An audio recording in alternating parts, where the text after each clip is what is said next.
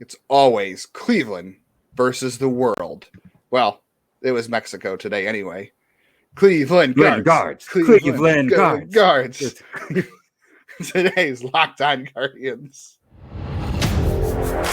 You are Locked On Guardians, your daily podcast on the Cleveland Guardians, part of the Locked On Podcast Network, your team every day.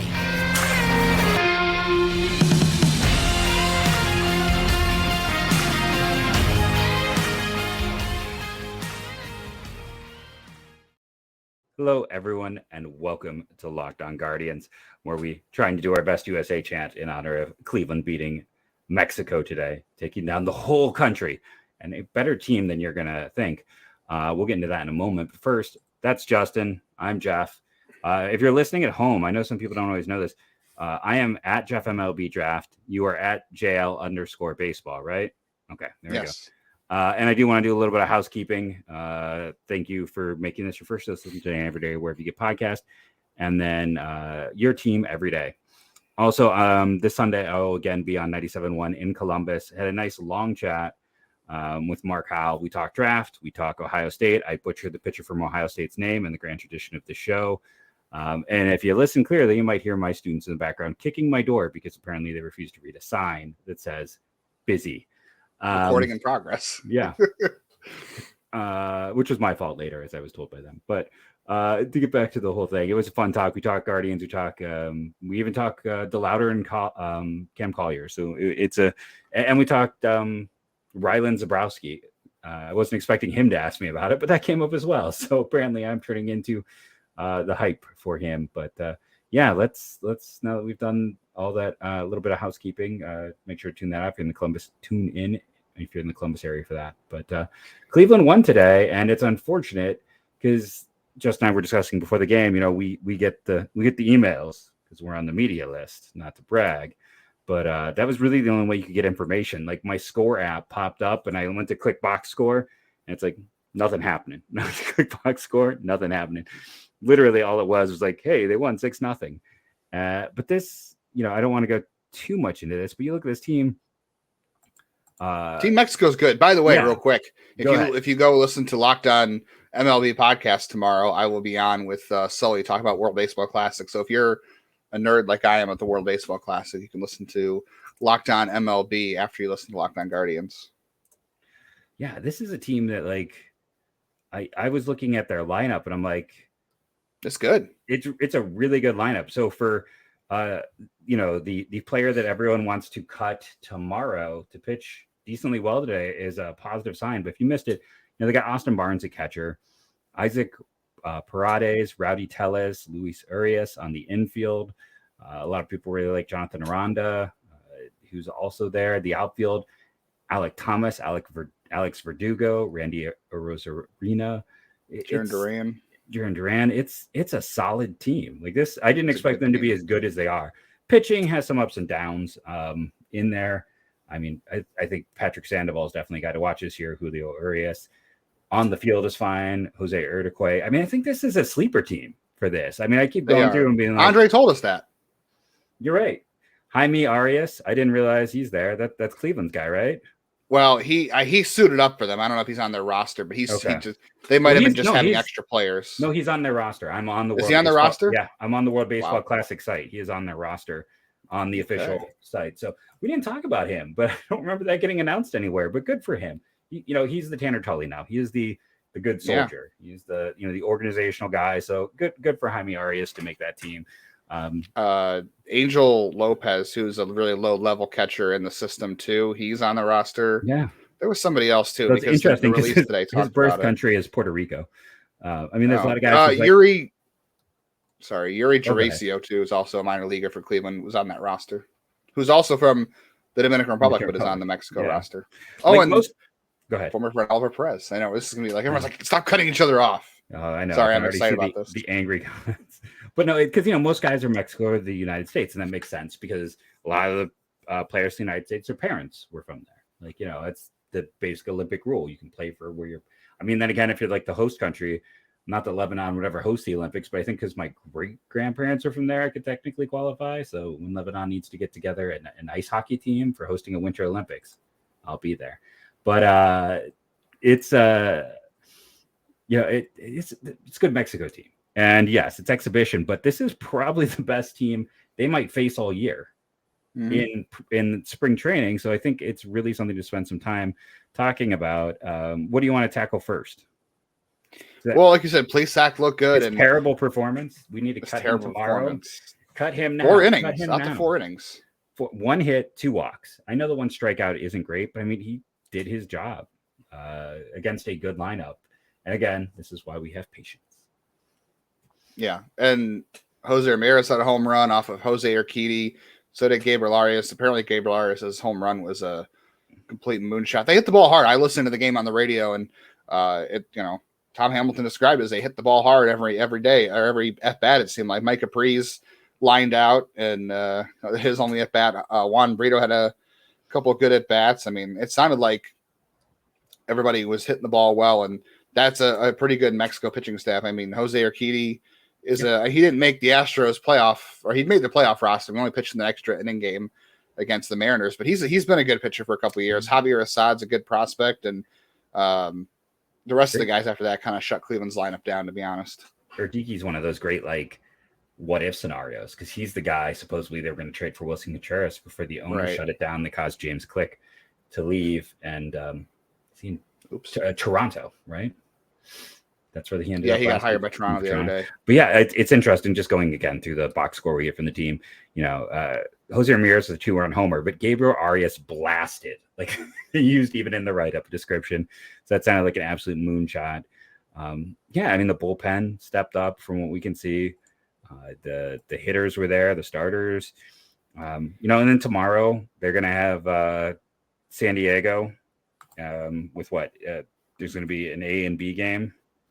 Yeah, I think Shane Bieber's throwing the B game to stay on track for and Hunter Gaddis in the A game, who's pitched okay in spring against small sample size. But I just, again, because I bring that up because Hunter Gaddis is someone we got told we were a little too high on in the comments. So I'm like, let's wait and see what guys can do. I don't know. I don't think we were that high on him, but okay. Well, we will tell. I mean, as far as spring training games go, this was. I mean, you don't want to overanalyze the spring training game, but it is interesting. Like you said, the roster for Mexico is good, and it's a country kind of all-star game for them. So it's as good competition you're going to get. And furthermore, I mean, Trevor Stephan made his second appearance this spring to bring in the relievers along slowly, which I like, and he pitched really well. It looks like Nick Sandlin made his first appearance this spring. He came through it healthy. Daniel De Los Santos, same thing. So that's always good to see. So Sandlin's was, again, it's 1 inning, but it was probably the shakiest as he allowed the 3 base runners. But he's healthy. He got through healthy. That's which is the important thing. That's what matters. But everyone else is really on. Even Michael Kelly, who probably has no chance of making the team, had a nice appearance. But you want to see this. Like you definitely want to see a positive performance as opposed to a negative. I mean, I know that goes without saying, but it was not a whole lot in this one that stood out. I mean, I know Miles Straw, took him a while, right? His first few games in camp, he didn't play, or am I getting that wrong? And even he went 1 for 2 with the double today. So, a lot of positive performances, a lot of things that stand out. It was a 5 doubles, 2 home runs. They had some extra bases. And I think, what we both said, and I'll just say it one last time, is this is probably the best team they're going to face, and they played well. And that's why we're highlighting this one in particular. But how silly is it that you're facing Team Mexico and that's not the one broadcasted? Can I just take a moment and say, like, you're facing an all-star squad? Wouldn't that be that's the one I would go out of my way to watch? Not that I could have today. But the Brewers played Great Britain today, and that wasn't on TV. I would love to see. I'm going to watch when Great Britain plays, but the Brewers played Great Britain. I was more mad because the Brewers, this is Locked On Brewers too. All right, they had Joey Weimer and Jackson Churio and old friend Owen Miller playing center field. So I feel like did Tito fill in that lineup? Is that how that worked? Did he get a guest appearance to fill in the lineup? I was like Owen Miller at center. Interesting. What are the odds the player be named later for the Owen Miller trade ends up being Owen Miller? Like he gets traded back for himself. it's going to be it's going. At my conspiracy is going to guess Pepe Silva right now for the player to be named later. In terms of a deep cut there for some people. We're before we get to segment 2, we're going to roll over Mark Matthias, the player who just keeps popping up everywhere. Yeah. I thought that was I love to see those guys who it was never a big name here, but the Highlanders, you cannot kill them types that seem to keep finding spots because they have value and they do just enough. But you know what else has value in today's world? That would be our good friends over at FanDuel. How do I know this? They're one of the official sponsors of the NBA when it comes to a sports book. And as we say, the NBA season is past the midway point, and brand new customers get a no sweat first bet up to $1,000. That's right. Your bet fails. Guess what? No sweat. Just download the FanDuel Sportsbook app. It's safe, secure, and super easy to use. You can bet on everything from the money line to point scores and threes drained. Again, bet the over on the Guardians. Do not bet Brian Shaw for Cy Young. Those are our 2 big recommendations. Plus, FanDuel even lets you combine your bets for a chance at a bigger payday with a same-game parlay. So don't miss your chance. Get your no-sweat first bet up to $1,000 in bonus bets. And in our little notes, that's in green for like money. $1,000 in bonus bets when you go to FanDuel.com/lockedon. That's FanDuel.com/lockedon to learn more. Make every moment more with FanDuel, an official sports betting partner of the NBA. So nice, I'll say it twice. All right, it is another new metric day. It's like a thing we just have going on at this point is there's new metrics. Side set of our fans who are just gone forever. Like 2 new metrics in like 5 days. Right. We're not coming back to listen to this again. No. We're not making up the metrics. Come on. This is just other people putting together metrics. But Baseball Savant, MLB, put out a new catching stat, and it's blocks above average. So there have been a lot of places trying to quantify catcher defense. Baseball Prospectus has generally done it the best with framing runs and blocking runs, throwing runs, and they've put together a lot of defense for that. So this is kind of the first real measurement of blocking. Savant has pop times and other things like that. So they've had other good catching metrics out there, but this is a new one that just came out the other day.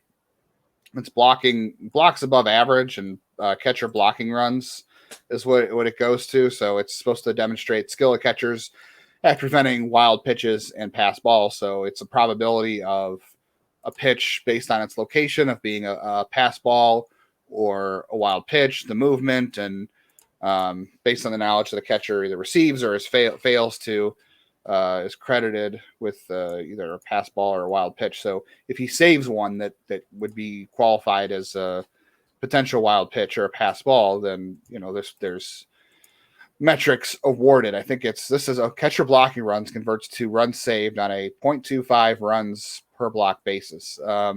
This one's not as easy to describe as the Manfred rule the other day we talked about, but anyway, this is really interesting. How good they are at blocking, at a way of like how if we just summed it up in a few words, it's like, are they going to be able to, not just the typical blocking, but even just maybe some ones they wouldn't normally get to, is the way I understood. Like maybe the average catcher wouldn't get to. It helps also get that. Who succeeds more than doesn't? Yeah, it's looking who can succeed here. So number 1 was Adley Rutschman of the Orioles, but there's a bunch of other guys in that list. All the way down on the list last year, he only played part-time when he was hurt. So I'll give you his 2021 stats. Mike Zunino, 62nd out of 66 at -8. So this is the one area of defense. So beat up last year. I mean, I don't know what. Even in 2021, that when he was he had a good year. He was down towards the bottom of the list. He was. Let me check. He was not good in 2021. It was -17. He was 85 out of 89 qualified catchers that year. So even worse the year before. So blocking apparently is not one of his strong suits. Do you have any concerns about this now that we see the stat? Not a ton. I think there's value in blocking. Don't get me wrong, but it's unless the way you're describing it, he is really bad at it. So maybe when he's that low, but it feels like what we've seen specifically with the Guardians is right now the grand scheme of catchers is calling a game. That's always been their number 1, the ability to call a game and handle staff. And we know Zunino can do that. He has been a well-loved catcher at every level. He has been like how Hedges was. And number 2 is the ability to pop and throw. And when he was healthy, he can do that. So, yeah, I mean, again, this is another reason why Sean Murphy is, the king. Like, he does it all. Number 3 on the list. And, plus 22. He gets to everything. He throws everything. He pops everything. He frames everything. And he's a 120 runs created plus last year, 20% above league average. He's a star. Yeah, he's a star. He's the arguably, if you're him and JT Realmuto, and then you probably got your next tier with someone like Will Smith, who he's just more of a slap hitter. Yeah, those guys are all the top of the list. Austin Hedges. Kidding about that. That was a bad joke. So. Oh, JT Realmuto and Will Smith are up there. No, he's up there, but he's not really a slap hitter. I'm being a jerk. I really lost that one. I'm really disappointed that I let that one go for especially with Chris Rock's new special on that. That was a whole mess. Last 2 years, though, I mean, Austin Hedges was 5th and 7th on this list. Zunino had, he only caught 35 games last year and had 2 pass balls. The year before it was 10. So I don't know. I mean, Cleveland, you got Shane Bieber, who likes to throw those curveballs in the dirt and the sliders in the dirt. Cal Quantrill don't got to worry about as much. McKenzie likes to bury the curveball, but he throws up in the zone a lot with the fastball. So framing might come into more play there. Plesac and Savali are location-based guys. I think catching Clase, like Andre told us, is one of those things you got to worry about.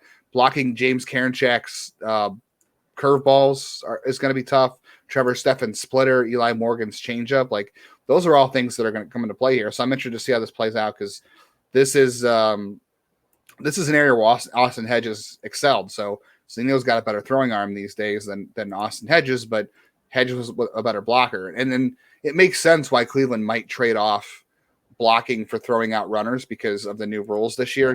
If a ball gets away from you and guy's taken off anyway, he's gone, especially the pickoff rule. So maybe it doesn't matter. It's the balls that you actually catch and are able to have time to throw down to second on is where it's going to matter the most. So maybe that's why they're willing to have a trade-off here if Zunino is not as good a blocker, but he is a good thrower. But definitely something to keep an eye on this year. No, I agree with you. And I think that's the whole thing that just comes down to, like, they had to pick when they missed out on Murphy. And again, I don't want people in the comments to be like, that they couldn't have got, or they could have got him. Why would they? Because again, Estuary Ruiz is a really weird centerpiece and Cleveland couldn't get him. Like they didn't have anyone like him. So it stinks that Oakland had a very myopic approach. But when you couldn't get Murphy, you pivot, and they pivoted the best they could. And they got someone who had, 2 out of 4 traits you want, where previously they had someone who really had 1+ trait, and it was the block. I mean, on top of like the intangible stuff. So you're not going to find, there's just not, there's maybe like 3-4 catchers of baseball who can do what Murphy and Rushman and Realmuto, and like I said, maybe Will Smith. And that's it. It's a limited group, and it's extremely valuable when you get it. And yeah. To be fair, Atlanta didn't have Estuary Ruiz either. They went through a third party with Milwaukee. Yes. Cleveland could have gotten Milwaukee involved in that trade, but Milwaukee clearly wanted Williams Contreras, and Cleveland didn't really have anything like that to offer either. So they would have had to get more creative, and I don't know how that would work. It's like you would have had to shift him Bo Naylor, and then I'm not even sure if Bo Naylor is enough. Because Contreras is an all-star already. Yeah, Contreras has already hit at big league level. So I mean, but I think it just goes to prove that Sean Murphy, everyone was like, oh, this guy, it's he doesn't look that great, or is if he wasn't catching, like offensively, if he wasn't a catcher, no, he wouldn't be a big name. But because of what you talked about, still be able to be good enough, though. He would be. But I'm just saying, like, this just proves how important this guy is and what a great trade that was for Atlanta. Atlanta, it was a coup when getting him. It's just unbelievable. And then getting that contract too. Oh my God, just ridiculous. It's crazy. But it's just that thing where, it's a huge advantage for them, and it's frustrating, but it's understandable. Yeah.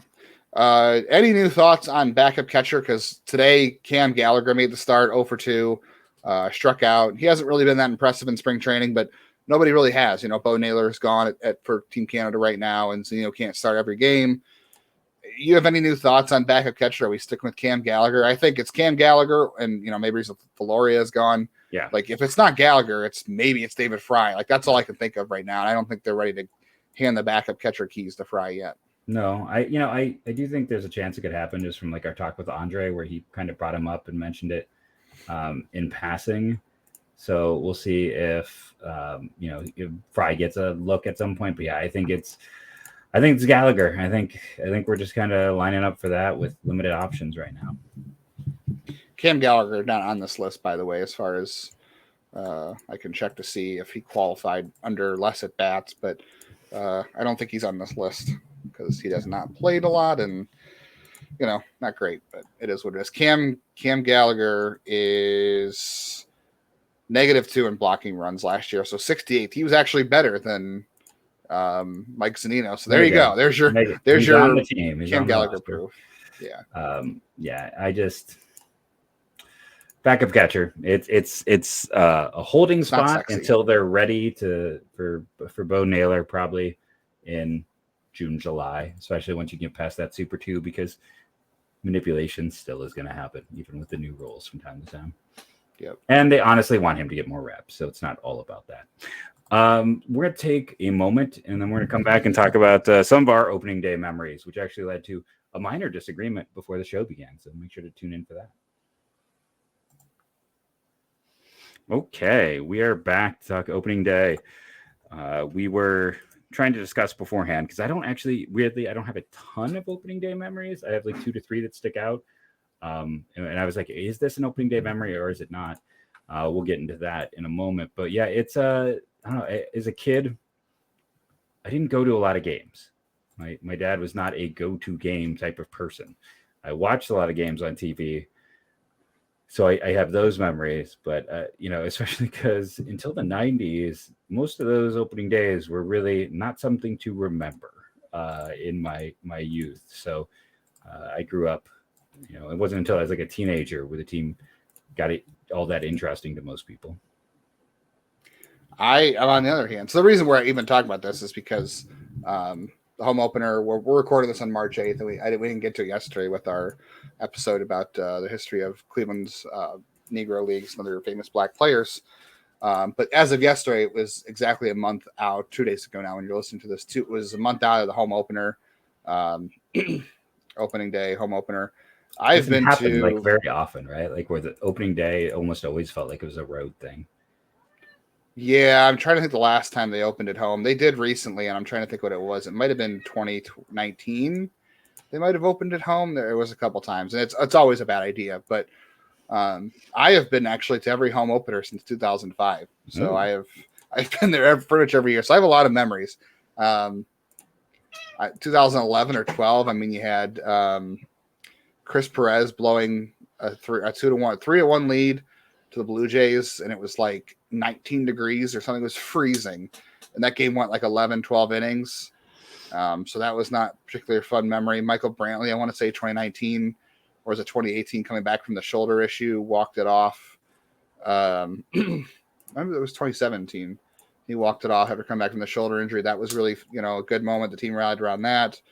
The 2016 home opener, where it was snow and ice, and they never even had that.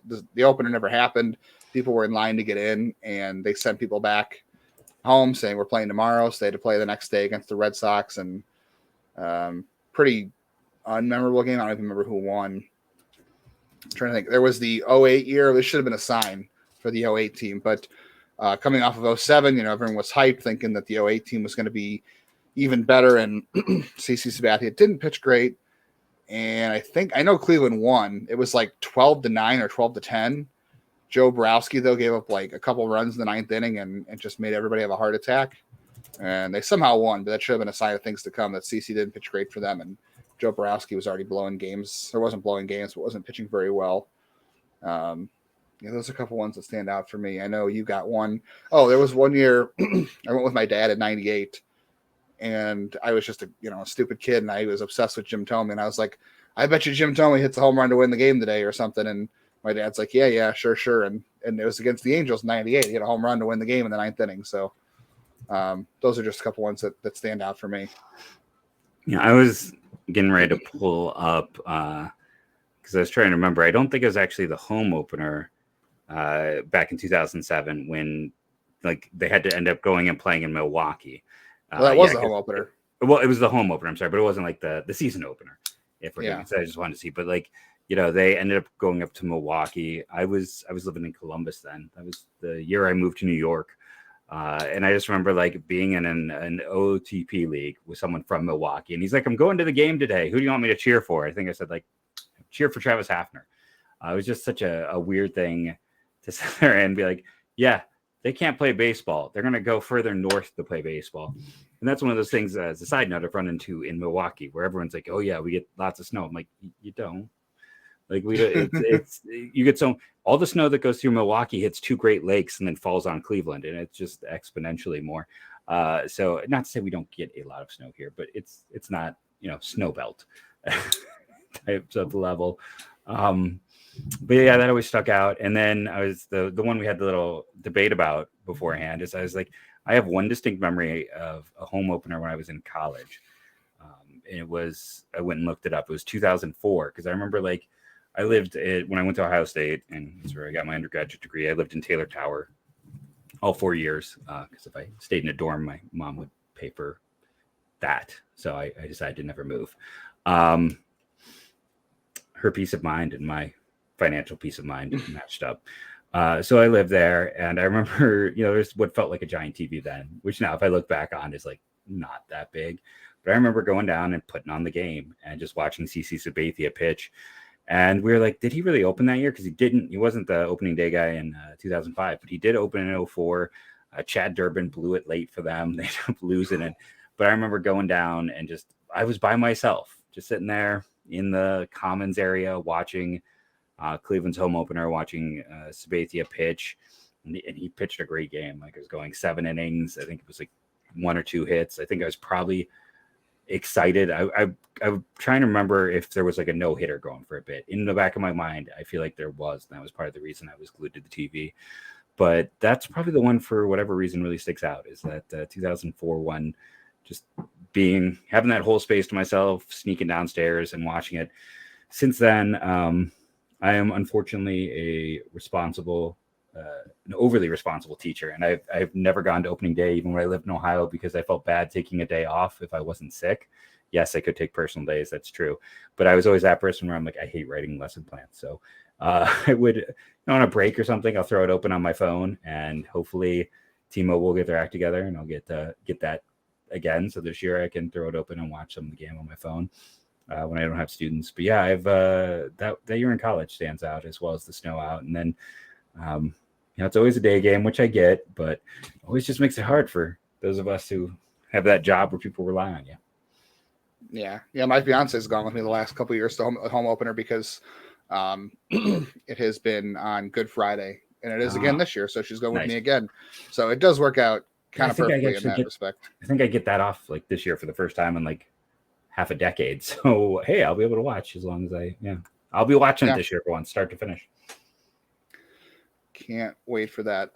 Okay, so speaking of being able to watch, I know Jeff has been very involved in the World Baseball Classic and has a lot of thoughts. Put my hat down. And people really listening to this haven't really cared much about the World Baseball Classic, but I thought it was fun that more than they cared about my history piece from yesterday. Unfortunately, yeah. If you didn't go listen yesterday, there was Jeff did a lot of great research on. Whether or not people watch, I enjoy doing the research, so I'm fine. Yeah, it was a nice piece, and really it inspired by a good thing. So when I stayed up late last night, I watched Q in the Netherlands and no Richie Palacios last night, no Clevelanders or any of the ties that Cleveland played. What's that? Somebody said he got in late in our comments. He did not get in late. No. Oh, someone said he had a hit and scored runs late. Maybe did they confuse Palacios's? Yes, they must have thought Josh Palacios his brother got the game-winning hit actually. So not Richie. Okay. But I did watch the Panama and Chinese Taipei game today, which was crazy, by the way. That the crowd was nuts. It was so fun. Again, listen to Locked On MLB after you listen to us to hear me and Sully go back and forth on the World Baseball Classic. But one of our listeners I know is getting his wish. Yu Chang batted cleanup for Chinese Taipei or Taiwan. He had 2 hits, no home runs, but he had he had 2 hits and an RBI. He was on there. Kung Gilly-Gila, who was a minor league catcher for Cleveland, who was better known at the time as Lee Jen-Chu. And good for him for, changing his name. He took some blowback from that was dumb. But, he went with something to honor his family. So I just want to take that moment. Yeah, he went back to his native name, native name. So, Yu Chang and Kung Gilly-Gila was in there. A couple other names you'll recognize that played in that game. Chi Wei-Hu pitched, and he was a guy that – this is why Cleveland needs to stop trading with Tampa Bay. This was another pitcher who came to Cleveland kind of with a little bit of pedigree. He was going to be good. I thought he was going to be like the sixth or the fifth guy. Like he had – he had a good changeup, a splitter, and interesting like fastball metrics, and he was terrible. And guess what? He was terrible for Team Taiwan. He got blown up in the fourth inning. The fourth inning. He Giante Turner, the first three. Giante Turner trade. Yeah, it was who it was. And then later in the game, CC Lee got in the game, and he struck out 2 in an inning and a third, so he looked pretty good. I thought he was going to be good. That's another one. I was a firm believer in CC Lee. And then later, I didn't get in the game, but he's on the roster as Xiao Shang. He was kind of a deep sleeper arm in Cleveland system for a while. He was a sinker baller. So he's on that roster. So I just thought it was fun to see how many ex-Cleveland prospects were on the Taiwan team and how they've tried to cultivate talent from there before, and it just has not worked out for them. But, they're playing there, and they not play well. I had Taiwan going to the semifinals, and they're already down to their last elimination game because Panama crushed them, and yikes! But it was fun to watch. They definitely. Sorry, I keep cutting you off, but they definitely had an era where like they were trying to find the value in it over there. That they definitely seemed to think it was an inefficiency. My co-host apparently has things to say about this as he is wanting to jump in on Mike. But yeah, it's fun to see those old players. I agree. Yeah, a lot of fun watching that, and watching Australia and Japan in the background right now, and there are other games on tomorrow. But yeah, if there's any other Cleveland players playing, we'll throw, or ex-Clevelanders even, we'll throw it on here at some point and update about it if anybody cares. I mean, maybe I'm the only one who cares, but I don't know. I remember those players being in the system, and obviously Yu Chang was a little more recent, but the other guys were not so recent, but not so great memories about, a few of them, unfortunately. Yeah. No, I think on the note of not so good memories, we're going to leave you with one by saying goodbye, but we will be back tomorrow with some more fun content. We will continue to monitor spring training, see if any more information comes through or interesting stories. It's a little bit of the lull before the storm, but it is a very important time when it comes to the team building and some of those position battles. So make sure to tune in, subscribe, and get a friend to subscribe, all that fun jazz. Click the bell and like and the thumbs up. I can't remember what all the YouTube things are, but thank you for being part of the Locked On Guardians team. We're getting closer to being back in that top 50 podcast again. So make sure to download daily, and go Guardians, go.